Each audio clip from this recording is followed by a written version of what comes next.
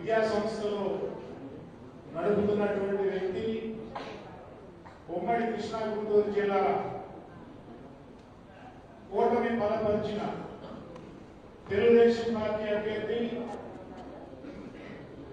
ఆలపాటి రాజేంద్ర ప్రసాద్ గారు, ఎమ్మెల్సీ మాకు మంచి మిత్రులు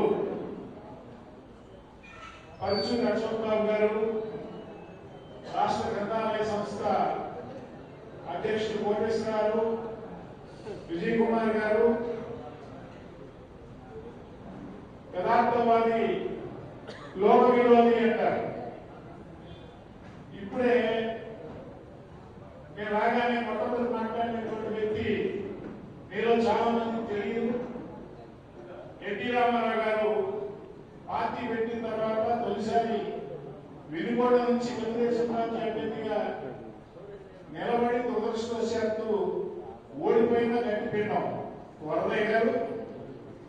ఎందుకంటే ఆయన చెప్పిన మాటలు ఇక్కడ కొద్దిమందికి ఏమంటే మనసు చిక్కుమంటే నేను అందుకే చెప్పా యథార్థమని బుద్ధి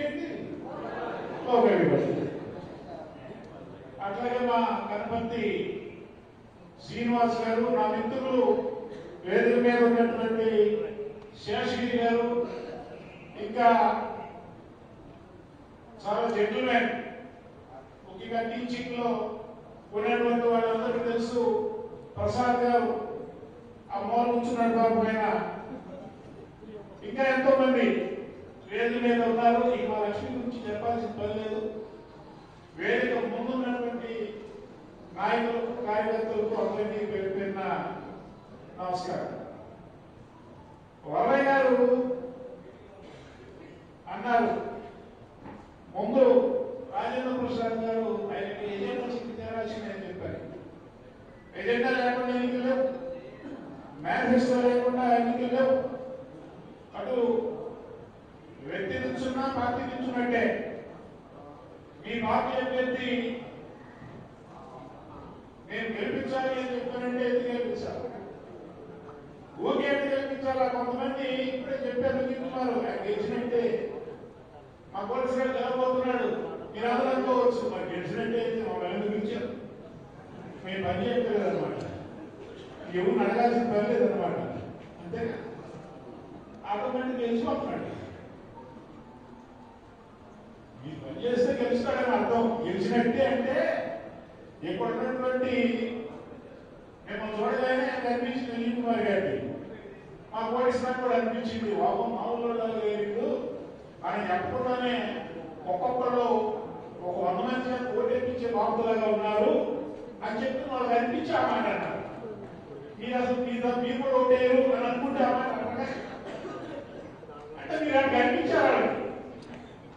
మీరు అక్కడ కూడా ఎక్కడెక్కడ ఒక్కొక్కరు ఎంతమంది ఎక్కడ తెలుస్తారు? ఒకళ్ళు ఎందుకు ఎంతమంది చెప్ప కొంచెం లేదు చెప్పం, కొంచెం లేదు చెప్పం. ఎంతమంది చెప్ప 100 మంది చేత మీరందరూ కూడా అంతేగా, అనుమానం లేదుగా. మీకు డేవిడ్ గ్రాంటెడ్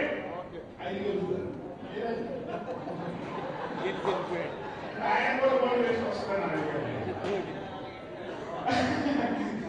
మా రవీంద్ర బాబు గారు ఉన్నారు, ఆయన కూర్చోటమే ఒక మోటివేషన్. కన్యాశుల్కంలో ఎడ్యుకేషన్ ఉన్నట్టు దీంతో మాట్లాడుతున్న ఎడ్యుకేషన్ బాబు అని చెప్పారు. ఆయన కూర్చుంటేనే ఎడ్యుకేషన్ మంచివాడు కాబట్టి అంటే గెలిపించారు.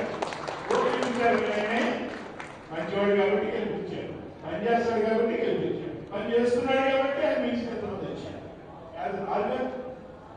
అన్ని వాళ్ళ రాజేంద్ర ప్రసాద్ గారికి ఓటు ఎందుకు వేయాలా, ఎందుకు గెలిపించాలి? నేనంటాను 2019లో ఒక అతను గెలిపించాము. ఎవరు గెలిపించాము? జగన్మోహన్ రెడ్డి అనేటటువంటి ఒక మానవుని గెలిపించాం.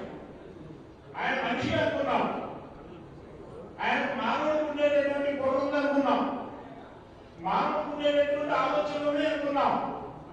ఆ ఆలోచన మామూలుగా ఏమో అనుకున్నాం, చాలా క్రియేటివ్ కుర్రా అనుకున్నాం. ఇందాక చెప్పినటువంటి మేనిఫెస్టో అది జగన్మోహన్ రెడ్డి గారు చేసుకో. నేను రాగానే వారం రోజుల్లో సీనియర్స్ రద్దు చేస్తా. నేను ప్రతి సంవత్సరం జనవరి 1వ తారీఖున జాబ్ క్యాలెండర్ విడుదల చేస్తా. కేవలం స్టార్ వర్కులకే పరిమితం చేస్తా. మద్యపాన నిషేధం ఖచ్చితంగా నిషేధిస్తా. అట్లాగే ఏదైతే కాంట్రాక్ట్ లెక్చరర్లు ఉన్నారో వాళ్ళందరినీ రెగ్యులేట్ చేస్తా. అట్లాగే ప్రతి సంవత్సరం మెగా డిఎస్సి వేస్తా. ఈ విధంగా జాబితాలంతా మేనిఫెస్టో 9 పేజీలే అని చెప్పినందున మేనిఫెస్టోలో చెప్పడానికి అనేకమైనటువంటి అంశాలు ప్రతి మీటింగ్ లో కూడా చెప్తే జనం కుర్రాళ్ళే పొట్టివాళ్ళే గట్టివాళ్ళు అని చెప్పి అనుకున్నారు. మా వెంకటనారాయణ రెడ్డి గారు నాడు నెల్లూరులో ఆఫ్ టికెట్ అంటా ఉంటాడు. ఆయన్ని తరచు మామూలుగా జగన్మోహన్ రెడ్డి మాజీ ముఖ్యమంత్రి అనడు, మా ఆఫ్ టికెట్ అంటాడు. ఆఫ్ టికెట్ వాళ్ళకి కొంచెం తెలియకు ఉంటుంది, నేను తెలియకు ఉంది కాబట్టి చెప్పింది అవునా అని చెప్పి అందరూ అనుకున్నారు. ముఖ్యంగా మా టీచర్ ఎవరన్నారు ఆయన్ని. అందుకే 90% టీచర్ ఓట్లు ఎవరు చేశారు? ఎవరు చేశారు చెప్పండి. ఎవరు చేశారు?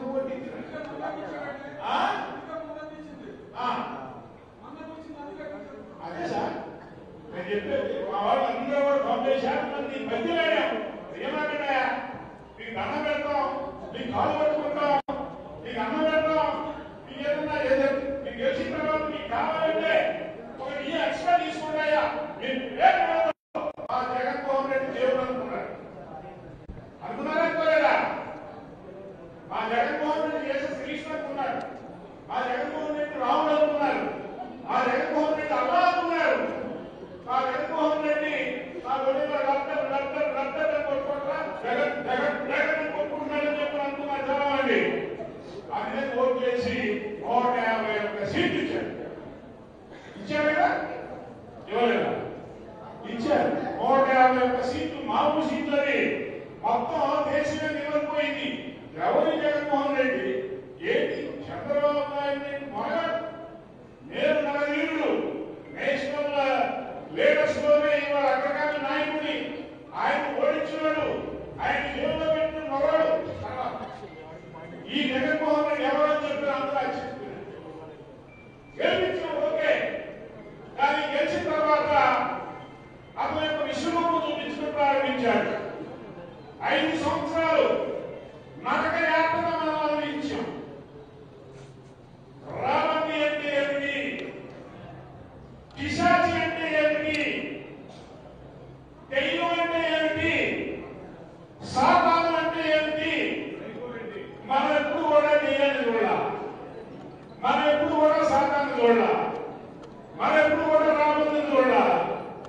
ఇటువంటివి పేర్లు పెట్టలే కానీ కళ్ళారు చూసినటువంటి పాపాలు మనం పోరా.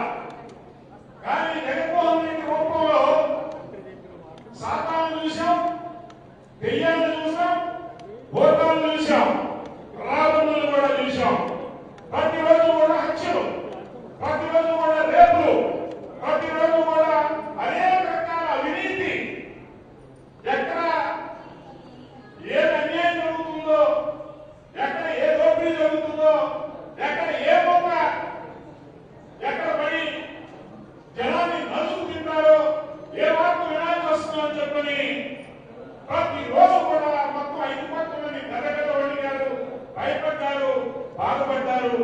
అటువంటి వినాశకరమైనటువంటి పరిపాలన సాగించారు. నేను అశోక్ బాబు గారు శాసన మండలిలో కలవాలని వీక్షించాం. దెయ్యాలు ఎట్లుంటాయి, భూతాలు ఎట్లుంటాయి, సాతాలు ఎట్లుంటాయి అని చెప్పి మాకు సాతాను రూపంలో వచ్చాం. సత్యనారాయణ నిర్మించాడు ఒకప్పుడు మా విద్యాశాఖ మంత్రి. మాకు సాధారణ రూపంలో శ్రీనివాసులు రెడ్డి నిర్మించాడు. నిజంగా దెయ్యాలే ఉన్నారు, మనుషులుగా కనిపించిన మాకు. ఏపీ 18 మంత్రులు వచ్చారు. వాళ్ళు ఏర్పడి వాళ్ళలో ఒక్క కూడా శాసన మండలి సభ్యుడు కాదు. ఎప్పుడు కూడా శాసన మండలికి 18 మంది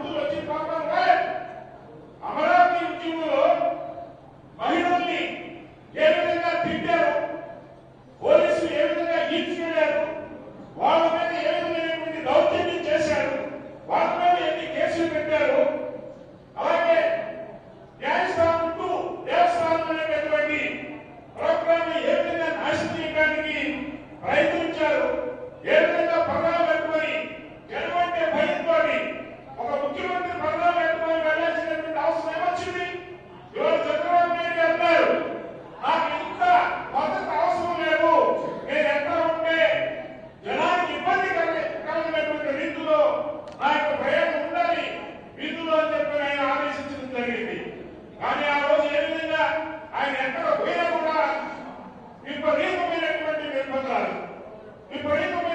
నిర్బంధాలు ఎవరికి జాగ్రత్త నాయకులు కూడా చంద్రబాబు నాయుడు గారి యొక్క సొంత నియోజకవర్గం గొప్ప కూడా ఒక జీవో తీసుకురావడం జరిగింది. అలాగే మీడియా మీద అనేక రకాల నిర్బంధాలు విధించడం జరిగింది. శాసనమండలిలో చూసాం మేము. అమరావతి ఇవాళ రాజధానిగా నిలవడానికి ఆ రోజు కారణం శాసనమండలిలో మేము ప్రవర్తించినటువంటి తీరు. ఆ రోజున శాసనమండలి చైర్మన్ షరీఫ్ కి మనం నిజంగా ధన్యవాదాలు ఉండాలని చెప్పి నేను అనుకుంటున్నా. ఆ రోజు ఆయన తీసుకున్నటువంటి నిర్ణయం గట్టి డబ్బులు కొట్టినాము మొహమ్మద్ కట్టుకోవటానికి మామూలు నిర్ణయాలని మేము కూడా భయపడ్డాం. ఏమన్నా కుమ్మకాయ ఏమైంది ఎత్తున్నాడండి ఆయన మొహమ్మద్ అలా ఉంది పొరపాటున జనాబాద్ వైసీపీ అంటాడండి భయపడ్డాం. అశోక్ బాబు గారితో కూడా అన్నా ఇవన్నీ ఏం చెప్తాడంట అని చెప్పాను అన్నాడు. ఆయన మనసులో మాత్రం భయం ఉంది. ఏం చేస్తాడో ఏమో చెప్పని ఒకవైపున బయట అమరావతి ప్రాంత నాయకులను కూడా ఎదురు చూస్తూ ఉన్నాడు. ఏమైంది శాసనమండలిలో ఆయన చంద్రబాబు నాయుడు గారు కూర్చున్నారు, వీక్షిస్తూ ఉన్నాడు. యువత వైపున ఎవరైనా రాశారు కూర్చున్నాడు. రోజా కూర్చుంది. రోజా రోజు ఇంగిలోడు పైనుంచి ఆదేశాలు ఇస్తా ఉన్నాడు. తిట్టరా కొట్టరా ఎవరిని కొట్టాలో తిన్నారా పెట్టుకోండి, ఎవరిని తిన్నారో కొట్టారా చేయండి, ఎవరిని తిన్నారో కొట్టారా మనోసుకోండి. కాబట్టి ఆ రోజున వాళ్ళు వ్యవహరించినటువంటి తీరు వీళ్ళు నిజంగానే చెయ్యాలి, వీళ్ళు నిజంగానే పోతాం. మీరు ఎన్నడూ కూడా మంత్రులు ఆ విధంగా ప్రవర్తిస్తారని చెప్పని నేనైనా కూడా మేము కలదారా చూసాం. భూములు మంత్రులు పొందలేనటువంటి బజార్లో ఉండేటటువంటి బజార్ వాళ్ళు తిట్టుకుంటా చూసారా? ఏది మామూలుగా మనం ఒక పొలాయి దగ్గర తిట్టుకుంటారు. నీకు చెప్పారా, ఈ గతరా, ఈ బొందా తిట్టుకుంటా చూసారా?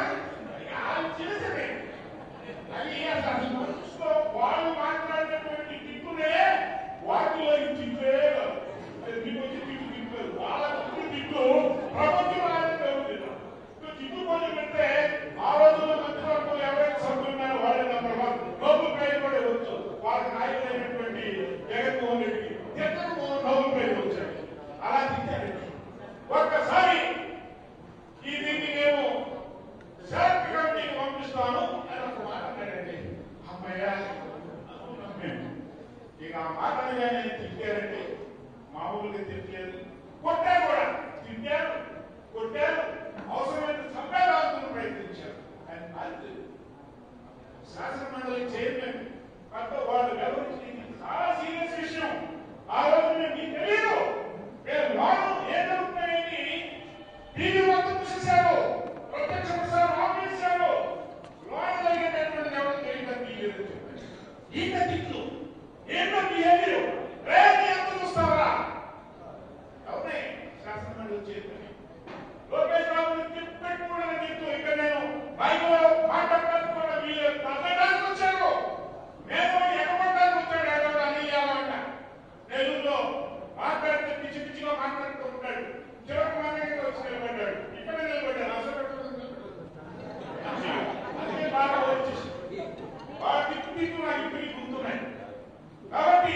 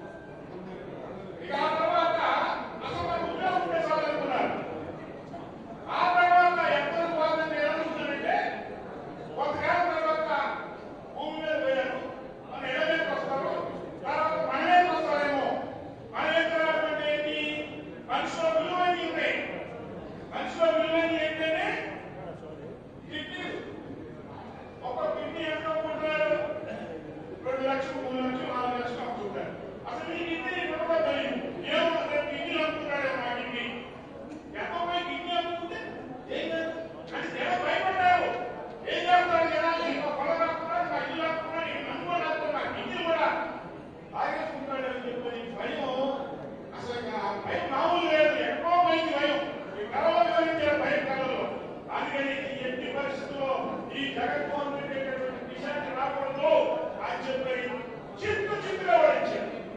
104 సీట్లు వచ్చినాయి కోటమికి. వాళ్ళకి ఎన్ని వచ్చినాయి? ఏదో తక్కువే. చరిత్రలో ఎప్పుడు ఏ పార్టీ కూడా అంత తక్కువ. అందుకని ఇవాళ కూటమి ప్రభుత్వం వచ్చి 6 నెలలు అయింది. చాలా మందికి చాలా ఆశ ఉన్నాయి. అదే విధంగా చెప్పింది. చాలా మందికి చాలా ఆశ ఉన్నాయి. ఎన్నో ఎక్స్పెక్టేషన్స్ ఉన్నాయి. ఆ ఎక్స్పెక్టేషన్స్ అనుగుణంగా వాటిని పనిచేయాలని చెప్పని జగన్మోహన్ సహాయం. నా సమస్య లేదు, నా ఊళ్ళో సమస్య లేదు, నా నియోజకవర్గ సమస్య లేదు, నా జిల్లా సమస్య లేదు, నా రాష్ట్ర సమస్య లేదు. అలాగే వ్యక్తిగతంగా జిల్లాలకు ఇండివిజువల్గా ఉండేటువంటి సమస్యలు లేదు, అభివృద్ధి చెందినటువంటి జిల్లాలకు ఉండే సమస్య లేదు, అమరావతి సమస్య లేదు, పోలవరం సమస్య లేదు. ఇలా రకరకాల సమస్యలు ఉన్నాయి. ఆ నిధులకైతే పోలేని సమస్యలు ఉన్నాయి. ఇప్పుడే నాకు కలిసారు. మేము 12 మంది ఉన్నాం. 12 జీవో ప్రకారం 5 మెంబర్ సెలక్షన్ కమిటీతో ఎన్నికయ్యాం. న్యాయంగా ఈ పార్టీలో ఎప్పుడైతే కావాలని చెప్పారు. అలాగే పార్టీలు వచ్చిన చాలా మంది ఉన్నారు. అలాగే కాంట్రాక్టులు వచ్చిన ఉన్నారు. నిరుద్యోగ గురించి కావాలని చెప్పని నిరుద్యోగులు అంతా ఉన్నారు. కొంతమంది 3 నెలలు చెప్పారు కదా సోషల్ వెల్ఫేర్ డిపార్ట్మెంట్ లో పనిచేసేటటువంటి వాళ్ళకి వాళ్ళు 60,000 కావాలని చెప్పి అడుగుతున్నారు. ఇవన్నీ నాకు అడుగుతారు. ఎవరు అడుగుతారు? రాజేంద్ర ప్రసాద్ గారిని కాబట్టి నేను చూస్తున్నా.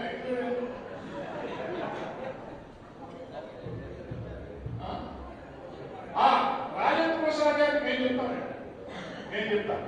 రాజేంద్ర ప్రసాద్ గారు ఖచ్చితంగా, ఎందుకంటే ఆయన మాజీ మంత్రిగా పనిచేశారు, సాంకేతిక విద్యాశాఖ మంత్రిగా పనిచేశారు.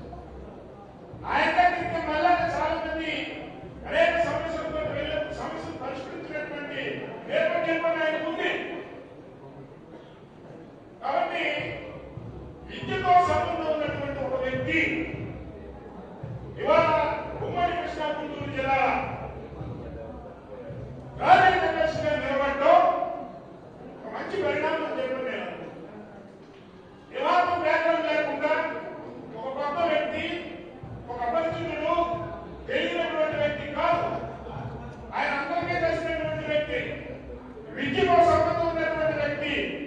విద్యా సమస్యలు ఏ విధంగా పరిష్కరించాలి, రెవెన్యూలో ఉండేటువంటి సమస్యలు ఏ విధంగా పరిష్కరించాలి, భూ సమస్యలు ఏ విధంగా పరిష్కరించాలి, ఈ రాష్ట్రంలో అనేక ప్రాంతాల్లో ఈ 2 జిల్లాల్లో ఉన్నటువంటి హాస్పిటల్ సమస్య ఏ విధంగా పరిష్కరించాలి, రోడ్ల సమస్య ఏ విధంగా పరిష్కరించాలి.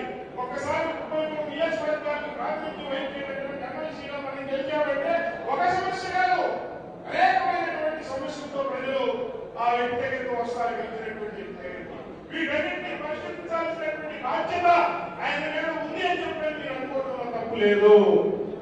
ఖచ్చితంగా నేనైతే హామీ ఇస్తున్నా, అన్ని సమస్యలు ఓవర్ నైట్ పరిష్కారం కావు. చంద్రబాబు నాయుడు గారు దేవుడు కాదు, రాజేంద్ర ప్రసాద్ గారు దేవుడు కాదు, ఈ వేదిక మీద ఉన్నటువంటి వాళ్ళు కూడా దేవుడు కాదు. ఎందుకంటే జగన్మోహన్ రెడ్డి దాదాపు 11 లక్షల కోట్ల రూపాయలు అవుతాయి మనకి ఇచ్చిపోయినాడు, అంత అప్పించిపోయినాడు. అందుకని ఇవాళ ఉన్నటువంటి పరిస్థితులు చక్కదిద్దాలంటే కొంత సమయం పడుతుంది. మీరు అనుకోవచ్చు నా సమస్య పరిష్కారం కావాలి. ఎస్, ప్రతి ఒక్కరికి ఉంటుంది. నాకు కూడా ఒక ఆశ ఉంది, నాకు కూడా ప్రతిపాదనలు ఉన్నాయి. వ్యక్తిగతంగా నా కోరికలు తీరాలని చెప్పి నాకు ఉంటుంది. ఖచ్చితంగా that is number 1 priority for me as an individual, for me as a group, for me as one of the members of NST. కాబట్టి ఈ హక్కులు పరిష్కరించబడాలి అని చెప్పి అనుకోవడం తప్పలేదు. కానీ at the same time we should be a responsible citizen. ఉన్న పరిస్థితిని అర్థం చేసుకుని, ఎందుకంటే ఇవాళ మనకు ఉన్నటువంటి ముఖ్యమంత్రి ఒక ట్రాక్ రికార్డు ఉన్నటువంటి ముఖ్యమంత్రి, అలాంటి ఇలాంటి ముఖ్యమంత్రి కాదు. జగన్మోహన్ రెడ్డి లాగా అవతారాలైనటువంటి ముఖ్యమంత్రి కాదు. నేను మళ్ళీ చెప్తున్నా, నేను ఆయన అంటున్నాడు ఎవరు జగన్మోహన్ రెడ్డి నాకు సన్మానం చేయాల్సి పోయి, నాకు అవార్డు ఇవ్వాల్సి పోయి, నన్ను పెద్ద శాల్వాతో నన్ను కప్పాల్సి పోయి నన్ను వీరుగా విమర్శిస్తారా? అమెరికా 1590 కోట్లు కుంభకోణంలో ఇరుక్కున్నటువంటి వ్యక్తి ఆయన అవార్డు ఇవ్వాలి. ఇంత అవినీతి చేసి డోర్ డెలివరీ చేసినటువంటి ప్రభుత్వాలు ఉన్నాడే అతను ఎంతవరకు ఎవరన్నా చెప్పారా మాట్లాడ దొంగలు అని చెప్పి ఎవరన్నా అన్నారా? చంద్రబాబు నాయుడు గారు ఎన్నోసార్లు చెప్పాడు, అడిగిన ప్రయత్నించి తప్పు, ఆ విధంగా వివరించకూడదు, మన ఎంపీలు ఆలస్యంగా ఉండాలి, మన గొడవలుగా ఉండాలి అని చెప్పి ఎన్నోసార్లు చంద్రబాబు నాయుడు గారు. కానీ ఏ రోజు కూడా ఎందుకంటే ఇతరే కట్టుకోడు, వాళ్ళకంటే దుర్మార్గుడు ఒక ముఠా నాయకుడు అయినా, ఒక హత్యల ముఠా నాయకుడు, ఒక అవినీతి ముఠా నాయకుడు, నేను I don't mix words saying. కాబట్టి మీరు అందరూ ఆలోచించండి, ఏదైనా పొరపాటు జరిగి మళ్ళా ఈసారి ఇక్కడికి వచ్చారని చెప్పారంటే అన్నారు ఎవరైనా తెలుసా ఏది ఏది ఏది ఏది ఏది ఏది మిమ్మల్ని చేయాలంటున్నారు. ఇక్కడ మొత్తాన్ని కొత్తగా రాజమండ్రి జైలు నర్సరావుపేటలో వస్తుంది, జనాల్లో వస్తుంది, మొత్తం జైలు తీసుకున్నాడు. వాళ్ళన్నింటినీ కూడా మనందరినీ కూడా ఏదో పెద్ద పెద్ద కమ్యూనిస్ట్ రాత్రులు ఇలా తిప్పున్నారే అక్కడ తిప్పనేషన్ ఇక్కడ బుల్లింగ్ ఎవరైనా ఆంధ్రప్రదేశ్ టీం ఎవరైతే జగన్మోహన్ రెడ్డి. ఆ పరిస్థితిని మనం మర్చిపోవడం జగన్మోహన్ రెడ్డి చేసి మర్చిపోయి జగన్మోహన్ రెడ్డి ఒక ప్రాంతం మర్చిపోయారా వచ్చింది మర్చిపోకండి. ఖచ్చితంగా 5 సంవత్సరాల్లో రాబోయేటువంటి రోజుల్లో మనకున్నటువంటి సమస్యలన్నింటినీ తీర్చుకున్నాం. అటువంటి ముఖ్యమంత్రులు అనుకున్నారు, అటువంటి మంత్రులు అనుకున్నారు, అటువంటి ఎమ్మెల్యేలు అనుకున్నారు, అటువంటి నాయకులు అనుకున్నారు. ఎవరన్నా ఏ విధంగా సక్రమంగా ప్రవర్తించకపోతే నిలదీద్దాం, ప్రశ్నిద్దాం, తీయాలి. అవసరమైతే ఆ వ్యక్తి ఎవరైనా విధంగా ప్రవర్తిస్తున్నాడో అతనిపై యుద్ధం ప్రకటిద్దాం. అంతే తప్ప మళ్ళా జగన్మోహన్ మాత్రం ఎట్టి పరిస్థితుల్లో కూడా ఈ రాష్ట్రానికి ముఖ్యమంత్రి వ్యాపారం చేస్తున్న అతను కూడా ఒక సందేశం గమనించాలా, నువ్వు బతుకున్నంత నువ్వు ముఖ్యమంత్రి కావు అని ఒక సందేశం ఇవ్వాల్సినటువంటి అవసరం లేదు. చాలా డేంజర్ కాబట్టి రాజుబాబున్న ఒకసారి కలిసిన వాళ్ళు డాక్టర్ దగ్గరికి వెళ్ళినట్టుగా పీడితే పోతుంది. ఇది 1000 రాజుబాబు ఇచ్చిపోతావు ఒక జగన్మోహన్ రెడ్డి, ఒక జగన్మోహన్ రెడ్డి అని ఒక జర్నలిస్తున్నాడు ఢిల్లీలో. అది కాబట్టి 50 జగన్మోహన్ రెడ్డి. అందుకని ఇవాళ మనం గుంటూరు అంటే ఏదో కాకాయ కాదు అంటే కాదు, గుంటూరు నిర్మించుకోవాలి. మేము తెలియని వాళ్ళం, మేము చైతన్యవంతులం. మేము రేపు వైకాపా బలపరిచినటువంటి ఒక అభ్యర్థి వస్తున్నాడు. ఈ గోడలో నువ్వు వైకాపా బలపరిచినటువంటి అభ్యర్థి, నీకు రాజకీయం లేదు, నువ్వు ఒక జీవో కూడా తీసుకోలేదు, నువ్వు ఒకప్పుడు నిలబడుతున్నావు, మళ్ళీ నిలబడుతున్నావు, ఏ పద్ధతితో నువ్వు నిలబడుతున్నావు. వైకాపా పార్టీ నీకు అనుకుంది, నిన్ను బలపరిచింది కాబట్టి నిలబడుతున్నావు. కాబట్టి ఇది నిజమా కాదా? చెప్పండి. నేను నిలబడతాను చెప్తున్నటువంటి వ్యక్తి ఎందుకు నిలబడుతున్నాను? వైకాపా ఇచ్చినటువంటి హోదాతో నిలబడతారు. అందుకని వాళ్ళు 1000 సంవత్సరాల తర్వాత కూడా అధికారంలోకి రారు. అధికారంలో ఉంది తెలుగుదేశం కాబట్టి వాళ్ళని ఎవరైనా మన దగ్గరికి రావాల్సింది. అధికారంలో ఉన్నవారి కోసం ఏమైనా చేయగలరు. అందుకని మీ అందరికీ మరొకసారి విజ్ఞప్తి చేస్తున్నా, కొంచెం ఎక్కువ టైం తీసుకున్న యావక్కడే ఇక్కడ ఉన్నటువంటి వాళ్ళు విద్యుత్తో నర్సరావుపేట అంటే గుంటూరు తర్వాత నర్సరావుపేట పెద్దది ఉమ్మడి గుంటూరు జిల్లాలో. నర్సరావుపేట పవన్ కాబట్టి ఇక్కడ అందరూ ఫ్యాక్షన్ ఇస్తుందని చెప్తున్నాను కాదు. నర్సరావుపేట మంచి మంచి వాళ్ళు విద్యులు తెలియగల వాళ్ళు. కాబట్టి ఈ నర్సరావుపేట నియోజకవర్గంలో ఉన్నటువంటి మీ అందరూ కూడా ఆలపాటి రాజేంద్ర ప్రసాద్ గారి పేరెందుగా ఈవీఎం కాదు బ్యాలెట్ కాదు, ఆయన పేరెందుగా లోకగానే ఒక ఎన్నిస్తారు. ఎవరిస్తారు? ఎలక్షన్ కమిషన్ ఇచ్చి పెరుగుతుండే నా అది మునిగిపోతుంది. కాబట్టి వాళ్ళు ఇచ్చిన పెరుగుతుంటే మీరు ఒక సంఖ్య వేయాలి, 1 అని వేయాలి. వాళ్ళు ఇచ్చిన పెరుగుతోటి ఆలపాటి రాజేంద్ర ప్రసాద్ ఎదురుగా తెలుగుదేశం అన్నటువంటి దానికి ఎదురుగా ఒక సంఖ్య వేయాలి. 1 అని రాయకూడదు. టిక్కు కొట్టకూడదు, చుక్క పెట్టకూడదు, ఒంటరిగా చుట్టకూడదు, రాజేంద్ర ప్రసాద్ గారు మీకే నేను ఓటేశాను అని రాయకూడదు, ఒకటే పెట్టాలి, ఇది వదిలేయాలి. ఇదే విధంగా వాళ్ళందరూ కూడా మీరు చెప్పాలని చెప్పని కోరుకుంటూ, ఎందుకంటే ఎక్కువ మాట్లాడితే ఊపుకోదని చెప్పని భావిస్తూ